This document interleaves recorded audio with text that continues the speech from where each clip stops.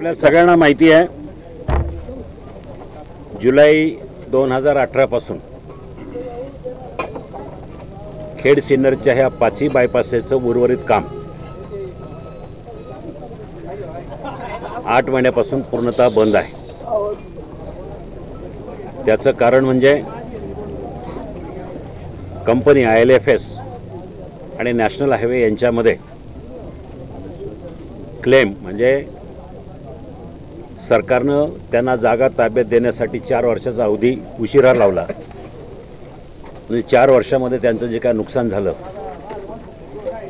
त्या कामाचा access value जवळजवळ 500 कोटी रुपयाचा क्लेम नॅशनल हायवेवर ILFS कॉन्ट्रॅक्टरनं दावा केला आणि ते मान्य न केल्यामुळे त्यांनी काम बंद केलं।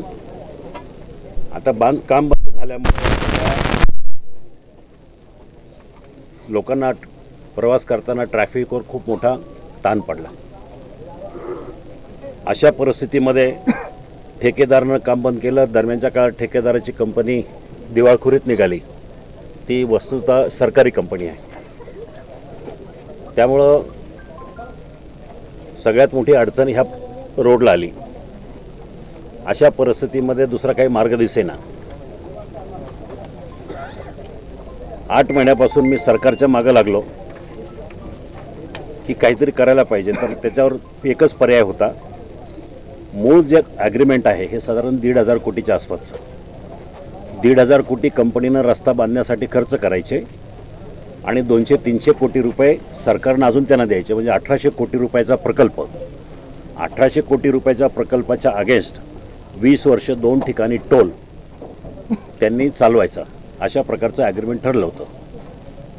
पण आता हे सगळं बंद झाल्यामुळं असं ठरलं की जे 28 किलोमीटरचं काम बाकी आहे त्या कामाचा स्कोप ॲग्रीमेंटमधून कमी करायचा आणि म्हणजे त्याला डिस्कोपिंग म्हणायचं आणि मग हिशोब वेगळा करून 5 कामाचं टेंडर काढण्याचं सरकारनं ठरवलं। 5 कामाचं टेंडर काढायचं सरकारनं ठरवल्यावर कंपनीनं ऑब्जेक्शन घेतलं की डिस्कोपिंगची प्रोव्हिजन नसल्यामुळं, त्या कामाचा स्कोप कमी करण्याची क्लॉज नसल्यामुळं जोपर्यंत तुम्ही आमचं ॲग्रीमेंट मान्य करत नाहीत वाढीव रक्कम, तोपर्यंत या रस्त्यावर सरकार काम करू शकत नाही, अशा प्रकारचा त्यांनी दावा ठोकला।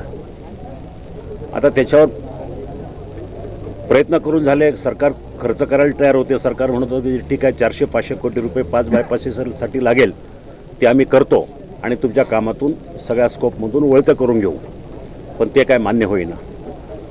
त्याच्यानंतर शेवटी खूपच घाईवर आले। मी ऑक्टोबरच्या 2018 पासून माझ्याकडे सगळे पुरावे आहेत, सरकारच्या मागं लागलो की बाकी राहू द्या, बाकी ठिकाणी बायपासेसला आळेफाटा असेल, मंचर असेल, कळंब असेल किंवा राजगुरुनगर असेल, ह्या ठिकाणी बायपासेसचं काम पूर्ण करण्यासाठी जागेची पूर्णतः जागा ताब्यात न आल्यामुळं ज्या ठिकाणी जागा ताब्यात आहे, ॲडिशनल जागेची गरज नाही, असे 2 बायपासेस आहेत, एक नारायणगाव आणि दुसरं खेडचा घाट, उर्वरित घाटातलं काम। या 2 कामासाठी मी पाठपुरावा करतोय 23 ऑक्टोबर 2018 पासून। मग लोकसभेमध्ये 2 वेळा सरकारवर टीका केली। गडकरी साहेबांनी समोर मला शब्द दिला आणि त्याच्यानंतर त्यांनी टेंडर काढलं। टेंडर नोव्हेंबरच्या 2018 टेंडर पब्लिश झालं। 7 जानेवारी टेंडरची ड्यू डेट होती। टेंडर ओपन करू नये म्हणून ILFS कंपनीनं पुन्हा त्याचं हे केलं, दावा ठोकला की तुम्ही टेंडर ओपन करू शकत नाही। मग परत टेंडरची तारीख त्यांनी 29 जानेवारी केली। दरम्यानच्या काळामध्ये कंपनीला आम्ही कन्व्हिन्स केलं, गडकरी साहेबांनी आग्रह केला की तुम्ही हे भांडणात जाऊ नका, लोकांचे हाल होत आहेत, तर निदान ही 2 कामं करू द्या। मी स्वतः ILFS कंपनीच्या नव्यानं नेमलेल्या चेअरमनला भेटलो, त्यांना विनंती केली आणि त्यांनी NOC दिली। LOC दिल्यानंतर 14 फेब्रुवारीला टेंडर उघडण्यात आलं आणि हे टेंडर त्याच दिवशी टेंडर वर्क ऑर्डर काढणार तेवढ्यात नॅशनल हायवेचे चेअरमन त्यांची बदली झाली 14 फेब्रुवारीच्या नंतर आणि नवीन चेअरमन 7 मार्चला जॉईन झाले आणि त्यांना मी सांगितलं, ते म्हणाले आता मला लवकर होता येणार नाही, मी आजच जॉईन झालो आहे। पण त्यांना विनंती करून 8 मार्चला त्यांनी सही केली आणि त्याच्यानंतर 8 मार्चला टेंडर त्याचं अलॉटमेंट केलं वर्क ऑर्डर। ज्याचं काम चालू आहे रोडवे सोल्युशन, त्यांनाच ते टेंडर देण्यात आलेलं आहे आणि ते उद्यापासून हे काम चालू करतायत. खरं म्हणजे इतक्या घाईनं आणि इतक्या स्पेशल कंडिशनमध्ये टेंडर पब्लिश करून घेणं, वर्क ऑर्डर देणं ही गोष्ट तसं बघायला तर अशक्यप्राय होते. 8 मार्चच्या रात्री टेंडर वर्क ऑर्डर दिलेली आणि 10 मार्चला आज आचारसंहिता लागते. हा योगायोग आहे. पण कॉन्ट्रॅक्टरशी माझं बोलणं झाल्याप्रमाणे आहे का गोलप इथं? तुम्ही कॉन्ट्रॅक्टर आहे? तो कुठे आहे? रोडवेज. हां, ते आता मला सांगा, हे काम आता कधी पूर्ण होईल, कधी चालू होईल? दुनियाचं पुढे. हां, लवकर पाहिजे मला. काम आपण लवकरच चालू करूया. म्हणजे एक 8 दिवसात आता आपण मशिनरी वगैरे टाकून सर्व आणि इमिडिएट चालू करू. किती दिवस लागतील कामाला? आता एक साईड करायला किमान तरी 3 ते 4 महिने आपण लागतील. कशासाठी लागेल एवढं? आता ॲक्च्युली काय लँडचा ॲक्च्युली आम्हाला पण स्टडी करावा लागेल त्या गोष्टीचा. साधारण प्रयत्न करू आपण 3 महिन्याच्या आत कम्प्लीट करण्याचा. नाही, मला शब्द दिला होता त्यांनी 2 महिन्यामध्ये कामचा लेन चालू होईल असं सांगितलं होतं. एक लेन आपण चालू करू ना, 2 महिन्यात चालू करू. 2 महिन्यात चालू करू. मॅक्सिमम टार्गेट आपलं राहील की पूर्ण एक लेन चालू करून द्या. एक लेन चालू करूया. जमीन सगळी अक्वायर झालेली. जमीनचं अडचण नाही, काय प्रॉब्लेम नाही. जमीन ॲक्वायर झालं तर 4 महिने कशाला लागतील? ते कसं स्ट्रक्चर आहे मोठं. स्ट्रक्चर आहेत मध्ये 1-2 स्ट्रक्चर आहेत, मायनर ब्रिजेस आहेत. ते कम्प्लीट करायला जरा वेळ लागतो. स्ट्रक्चरला वेळ लागतो, बाकी रोडवर्कला वेळ लागणार नाही. त्या 7 days नारायणगावचं पण काम बाकी आहे. नारायणगाव ऍक्टिव्हिटी चालू आहे ना, अदर ऍक्टिव्हिटी चालू आहे. ते पण किती दिवसात होणार? ते होईल ना, 1-2 महिन्यात होऊन जाईल. ते पण त्याला ते त्याला आता त्याला इंटरनल कटाराचं रोडचं मोठं काम आहे. रेलचं काम राहील. काम करता परत तुम्ही महिनाभर गायब होता, अशी काहीतरी परिस्थिती आहे. नाही, आता काय इंटरनल रोडचं काम झालेलं आहे. पडली पण त्या इंटरनल रोडचं काम झालेलं आहे. आता साईडला आपण साईड गटर करणार आहे. साईड गटर करायचं. इतके अपघात झाले. ते विषय नंतर घ्या. आता हे पत्रकार त्यांच्याशी बोलू आपण वेगळं. आता पत्रकार परिषदेमध्ये ह्याप्रमाणे हे दोन्ही सुद्धा खेडच्या घाटाचं सुद्धा काम 1.5 महिन्यामध्ये 2 महिन्यामध्ये घाटाचं पोर्शन पूर्ण होईल. खेडचा बायपास नाही, खेडच्या घाटाचं पोर्शन म्हणजे घाट जरी सेक्शन क्लिअर झाला तरी त्याचा खूप मोठा दिलासा मिळेल. तर ही दोन्ही कामं खऱ्या अर्थानं ट्रॅफिकला सुरळीत होण्यासाठी नक्कीच त्याचा फायदा होईल.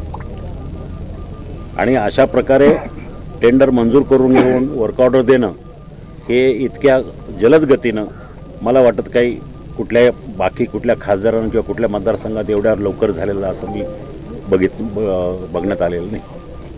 त्याचे सगळे कागदपत्र तुमच्याकडे सेट देतो. रस्त्याचं काम चालू आता होतंय, टोल नाका सुरू होणार नाही, टोल नाक्याचा निर्णय वेगळा आहे. हे मी माझ्या दृष्टीनं कंपन्या वेगळ्या आहेत. माझ्या दृष्टीनं हे आता ते सरकार बघेल. मला काम मंजूर करून घेणं ही माझी जबाबदारी तुम्ही केली. विधानसभा निवडणुकीपर्यंत नाही होणार.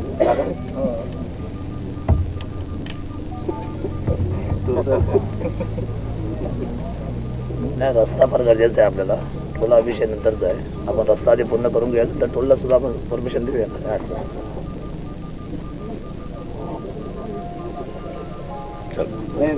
एक प्रश्न विचारायचा की सोशल मीडियावर चाललंय शरद सोनवणे उद्या नाही का पक्ष प्रवेश करतायत, तर याबद्दल तुम्ही अधिकृत काही माहिती देऊ शकता?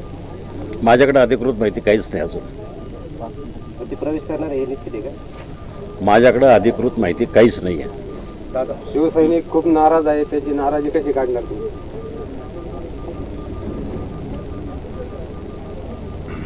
ते आता पक्षाची माझ्याकडे त्या संदर्भात काही माहिती नाही. दादांना प्रश्न आहे, उद्या नाही का सोशल मीडियावर फिरत आहे की उद्या 2 वाजता आपला मुंबईत प्रवेश आहे, या बाबतीत आपण काय माहिती? नाही, अजूनपर्यंत तसा काय निर्णय झालेला नाही. मी आजही मनसेमध्येच आहे. पण आपल्याच कार्यकर्त्यांकडून चर्चा हा लोकशाहीचा सगळ्यात मोठा जागृतीचा भाग आहे. चर्चा हा स्वाभाविक भाग आहे. आणि तालुक्यामध्ये काम करत असताना शिवसैनिक आणि मनसैनिक हा नेहमीच एकत्र काम करताना आपण पाहिलेलं आहे महाराष्ट्रामध्ये सुद्धा. ठीक आहे, जे काही घडामोडी घडतील उद्या परवा माहीत नाही, परंतु एक गोष्ट निश्चित आहे की मी मूळचा शिवसैनिक आहे, आपल्याला कल्पना आहे. 2 वेळा तिकीट मिळाली नाही. आता काय मला निरोप येईल वरच्या घडामोडी काय घडतील काय सांगता येत नाही. परंतु निश्चितपणे तालुक्यामध्ये काम करत असताना आपण विकासाच्या मुद्द्यावर सर्वजण एकत्र मिळून काम करतोय. खासदार साहेब, हा जो रस्ता आता बायपास किती 3.5 किलोमीटर आहे ना आत्ताचा? किती आहे? 6 किलोमीटर. 6 किलोमीटर. आणि बजेट आत्ताचं किती नवीन? आता दोन्ही मिळून आहे ना 72 कोटी आहे. कोटी दोन्ही मिळून खेड आणि हे खेड आणि नारायणगाव. नारायणगाव 6.5 किलोमीटर आहे. हां असं 6 किलोमीटर आणि तिकडे 4 किलोमीटर दोन्ही मिळून 10 किलोमीटर जमीन किती अक्वायर झाली सगळीच झालेली आहे. तरी क्षेत्र किती झालं म्हटलं?